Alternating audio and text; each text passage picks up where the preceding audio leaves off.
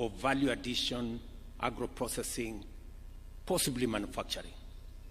It is also the reason why today we have 6 new special economic zones targeted at exports, again, away from Nairobi, away from Mombasa, into towns like Sagana, into towns like Thika, into Naivasha, into Nakuru, into Busia, and we will continue to expand those facilities so that we make sure that we create real alternative centers of growth, working with counties as we manage this imminent urbanization.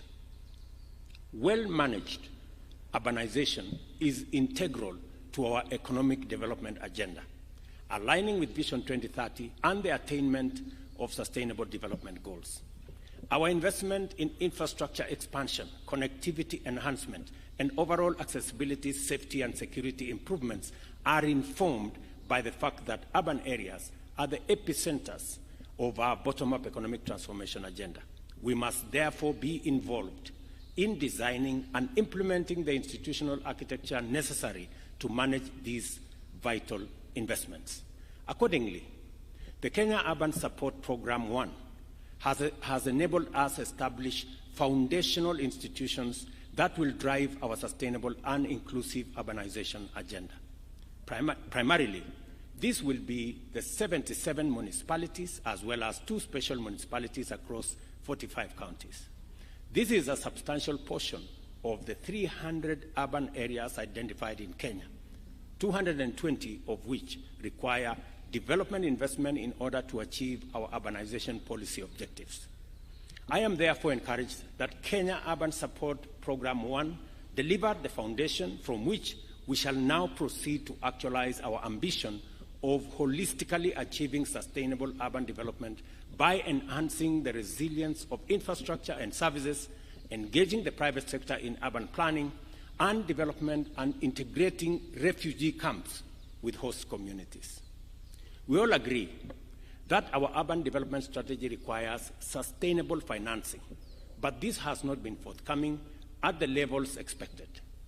It is crucial, therefore, that the World Bank's $350 million or 46.5 billion funding for the second Kenya Urban Support Program is utilized responsibly and optimized for maximum benefits. Let me say this. We've been informed here that KUSSIP 1 was satisfactory. I think that tells us something.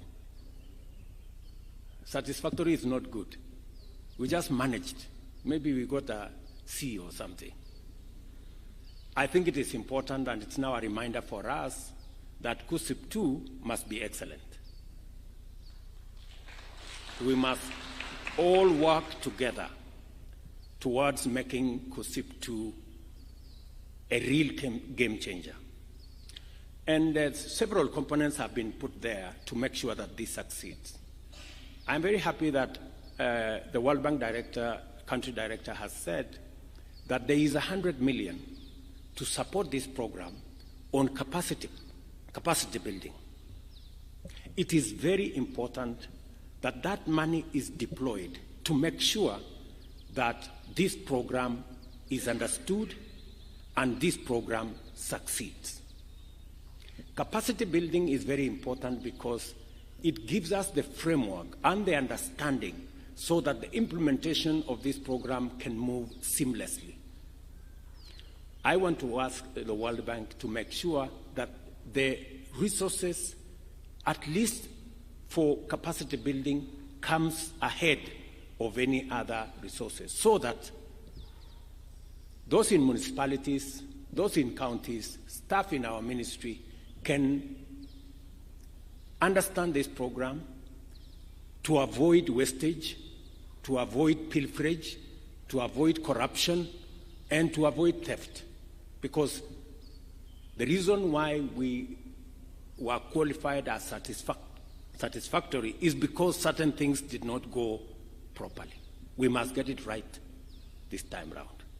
I want to commit to my colleagues, governors, and leaders here that we will go out of our way to assist you to make sure that this program